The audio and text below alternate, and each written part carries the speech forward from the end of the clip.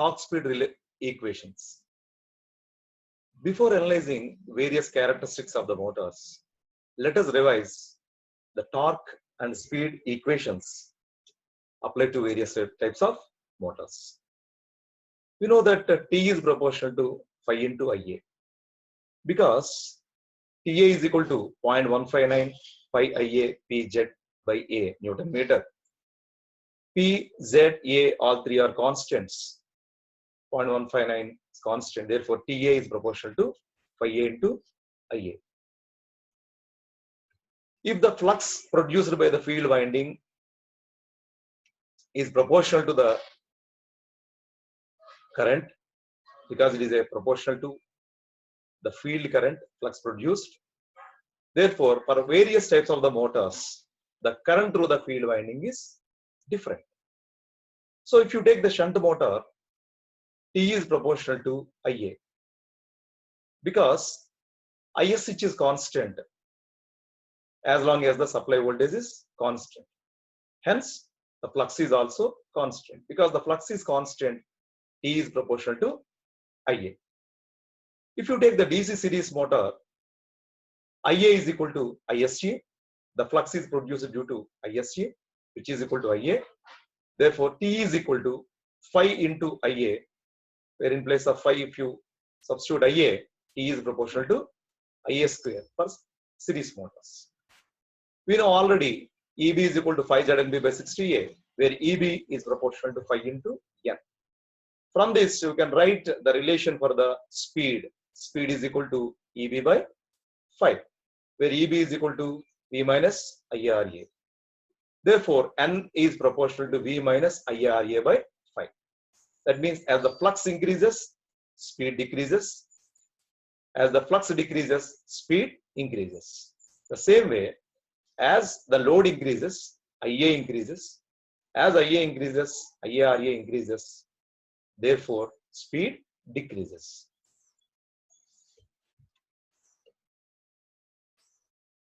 So, these relations play an important role in understanding various characteristics of different types of motors. You can see for series motor, along with IRA drop, there is a series resistance drop. So, therefore, the drop is still more, V minus IRA minus IRST, where in place of phi, you can write Ia. Coming to the speed regulation, it is a ratio of no load speed minus full load speed divided by full load speed into 100. DC motor characteristics. The first one is torque armature current characteristics, T versus Ia. So these are also called as electrical characteristics. The second one is speed versus Ia characteristics, armature current. The third one is speed versus torque characteristics. These are also called as mechanical characteristics. The nature of these characteristics can easily obtain by using speed torque equations. These characteristics play a very important role while selecting the type of the motor for particular application. Let us take the characteristics of the shunt motor. This is a shunt motor. The field winding is in parallel to the armature, is connected to load, where IL is equal to ISH plus Ia. T is proportional to phi A. As phi, the flux is constant. Because the ISH is almost constant for a shunt motor, the flux is constant, therefore T is proportional to Ia. That means as the load increases, armature current increases, therefore torque increases linearly with armature current. This armature current is decided by the load. Now, if you consider the shaft torque, if it is plotted against the armature current, then as the load increases, current increases, shaft torque also increases linearly. But under no load condition, the IL is equal to 0, but there must be some no load current, IA0 is required on no load to produce IA0. And hence, TSH graph has an intercept of IA0 on the current axis. That means under no load, when there is no load, the shaft torque is 0, but the armature torque is present, which is required to overcome the stray losses, that is no load losses. The difference between TA and TSH is loss torque, that is TF, which is already discussed earlier. So to generate high starting torque, this type of motors requires large value of the armature current. So therefore, that current may damage the motor. Hence, DC shunt motors can develop a moderate starting torque. Hence, they are suitable for such applications where the starting torque requirement is moderate. They are not used for high starting torques.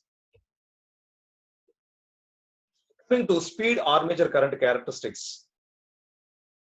So speed versus armature current. N is proportional to V minus IRA by 5, where N is proportional to V minus IRA because the flux is constant for shunt motor. As the load increases, IA increases, therefore V minus IRA decreases, therefore speed decreases. Therefore, you can observe the decrease in the speed from no load to full load.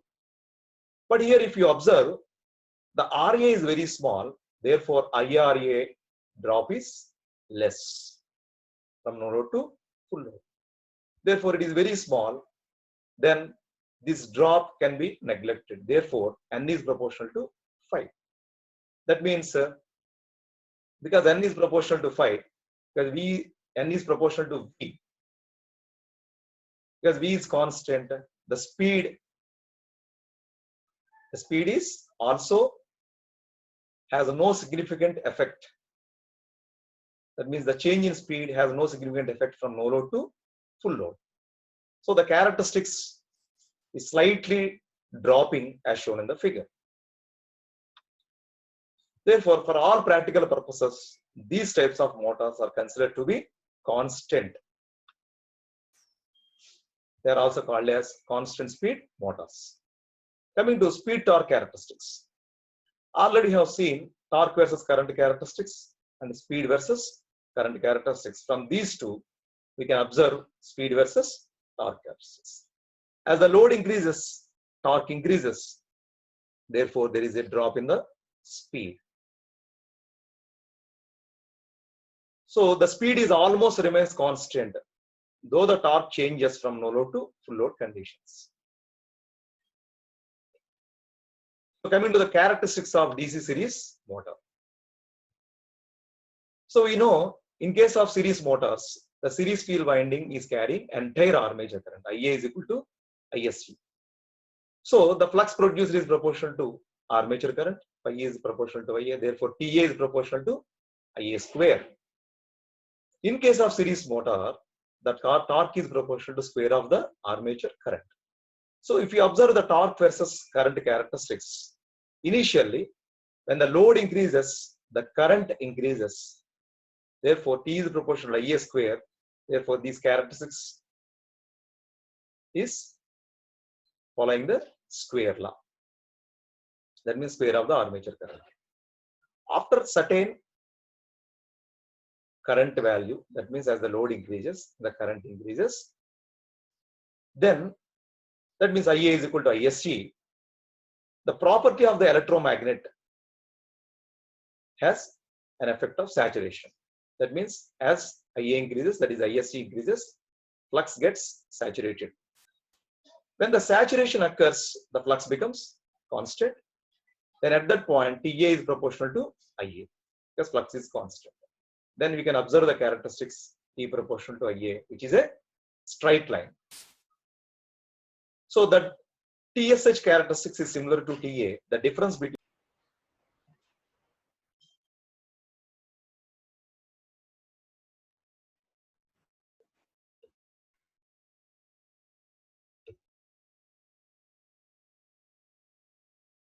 is TF. The difference between TA and TSH is TF, which is last torque. So at start, as T is proportional to Ia square, these types of motors can produce high torque for small amount of currents. Even though the current is less, because T is proportional to Ia square, T proportional to Ia square, they produce large current. Hence, series motors are suitable for applications of high demand. That means demand with high starting torques.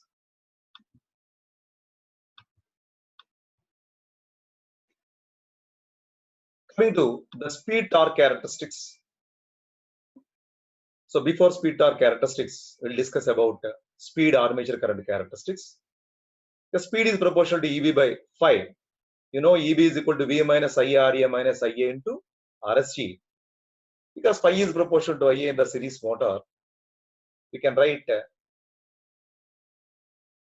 in place of phi, we can write IA. Therefore, N is inversely proportional to 1 by IA. Because this IRA, IRSG drop is there, this effect of this drop, they are very small, because RA, RSG are very small.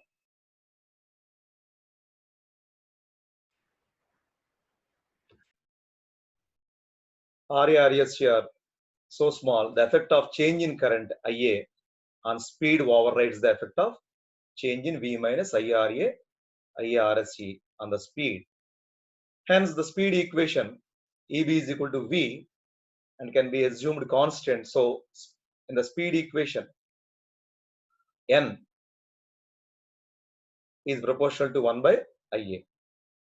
That means the equation reduced to N proportional to 1 by IA.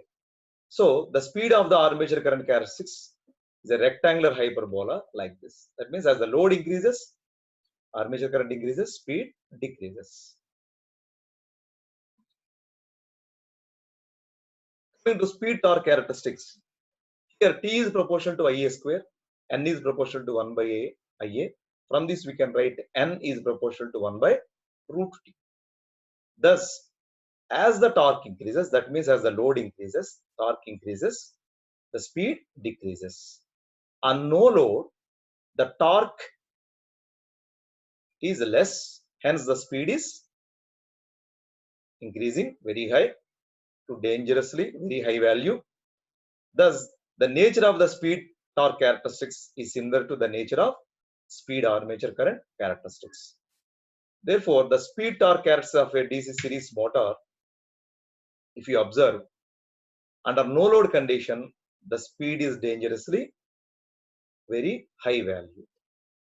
Why series motor is never started on no load? So it is seen earlier that the motor armature current is decided by load. On light load or no load condition, armature current drawn by the motor is very small. As the armature current is small, therefore ISC is small, therefore flux is very small. When the flux is very small, speed is dangerously high. So N is proportional to 1 by phi because EB is almost constant.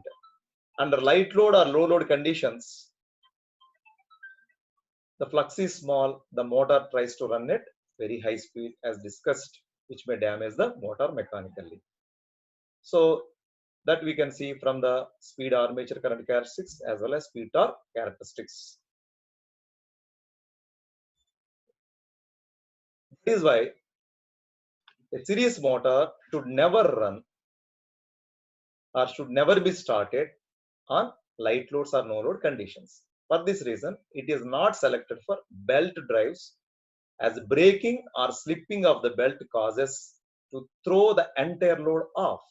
That means suddenly some fault happens, entire load will be switched off on the motor and it makes the rotor to run at no load with a dangerously high speed. So coming to the characteristics of the DC compound motors. So we know this is a cumulative compound motor, this is a differentially compound motor. In the cumulative compound motor, the flux will be additive.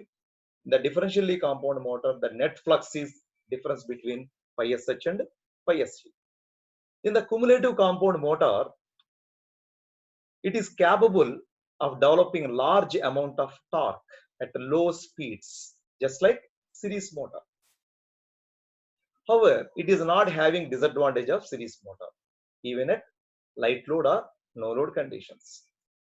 The shunt field winding produces a definite flux, and the series flux helps the shunt flux to increase the total flux level. That means flux will be more. So the cumulatively compound motor, if you observe, it can run at reasonable speed. It will not run with dangerously high speed, just like series motor and no load conditions, because there will be some definite amount of flux even though there is no load. That means when there is no load, when IL equal to 0, that means ISC, that means series field flux current is 0. Flux won't become 0 because there will be some definite shunt field flux is there. So if you take the speed torque characteristics of this cumulatively compound motor, as the load increases, the speed decreases because the flux has some value here. So if you see this speed versus current characteristics for the cumulatively compound motor, as the load increases, current increases, flux increases, their speed decreases. So you can see torque versus current characteristics. As the load increases, current increases, therefore torque also increasing like this. If you take the differentially compound motor, because the net flux is difference between phi SG and phi SH, therefore what happens? The net flux is decreasing. When the net flux is decreasing, the machine runs at higher speed with increase in the load. As the load increases, therefore the flux decreases, therefore the speed increases. This property is dangerous on full load. The motor may try to run with dangerously high speed. Therefore, these type of differentially compound motors, they are generally not used for practical purpose. So you can observe this. So one point you can understand from these characteristics is the exact shape of this differentially compound or cumulatively compound motors depends upon the relative contribution of series and shunt field windings. If the shunt field winding is more dominant than the series field winding, then it will take the shape of the shunt motor. If the series field winding is more dominating than shunt field winding, it will take the shape of the series characteristics. As we observed, for the differentially compound motors, the speed is increasing as the load increases, because as the load increases, the flux decreases, therefore speed increases. Coming to the application of the DC motors, shunt motor speed is fairly constant, medium starting torque. They are used in blowers, fans, centrifugal reciprocating pumps, lathe machines, machine tools, milling machines, drilling machines. Take the series field winding, that means series motor, high starting torque, no load condition is dangerous, variable speed. It is used in cranes, hoists, trolleys, conveyors, electric locomotives, where the starting torque required is more. Take the cumulatively compound DC motor, high starting torque, no load condition is allowed. Used in rolling mills, punches, shears, heavy planers, elevators. Differentially compound motors, they are generally rarely used because speed increases as the load increases, not suitable for any practical application. Let us see a few examples on the motors. A 4-pole DC 250-volt DC series motor has a wave connected armature with 200 conductors, flux per pole 25 milliwebers. When the motor is drawing 60 amperes from the supply, armature resistance is 0.15 ohms, while the series field winding resistance is 0.2 ohms. Calculate the speed under this condition. Simply, to calculate the speed, we will use back EMF formula 5p Zn by 60A. So in this, first EB will be calculated from this formula. V is equal to EB plus IARA plus IA RSG. EB is equal to 229 volts after substituting all the given values. Therefore, from this formula, N can be obtained, where phi is 25 milliwebers, Z is 200, A is 2, P is equal to 4. Because it is a wave connected motor, A is equal to 2. Therefore, N is equal to 1374 RPM. A DC shunt motor 250 volts has a line current of 20 amperes. Resistance of the shunt field winding is given. Resistance of the armature is 0.3 ohms. Find the armature current and back EMF. So from the circuit given here, the first question is what is the armature current? IA is equal to IL minus ISH. What is ISH? V by RSH. V is 250, RSH is 200, 1.25. IL is given 20, therefore IA is 18.75. From this, V can be calculated, or V can be written as EB plus IARA. From that, EB can be calculated. V is 250, IARA values substitute, therefore 244.375 volts. A DC series motor is running with a speed of 800 RPM while taking a current of 20 amperes from the supply. This is taking 20 amperes. The load changed such that the current drawn by the motor is increased to 50 amperes. So load is changed, the current drawn is increased. Calculate the speed of the motor on new load. On new load, what is the speed of the motor? The armature and series field winding resistance are given. Assume the flux produced is proportional to current. Supply voltage 250. The simple thing is, you have to calculate the new speed. Therefore, we have a relationship N1 by Nt is equal to EB1 by EB2 into phi2 by phi1, where phi is proportional to IA, IA2 by IA1. Therefore, N2 can be obtained from this relationship. The first one thing is EB1 you have to calculate. So EB1 can be obtained from this equation. V is equal to EB1 plus IA into RA plus RSG, where IA1 is given as 20, RA RSG given. From this EB1 can be obtained. So second, we have to calculate EB2. Again substitute the new load current, that is 50. IA2 is equal to ISC2 is equal to IL 50. From this EB2 can be obtained. So IA2, IA1 are known, EB1, EB2 are known. From that, N2 can be obtained. A DC shunt motor runs at a speed of 1000 RPM on no load, taking a current of 6 amperes from the supply when connected to 220 volts DC supply. Its full load current is 50 amperes. Calculate the speed on full load. Assume RA 0.3 ohms, RSH 110 ohms. So in this question, you have to calculate the full load speed.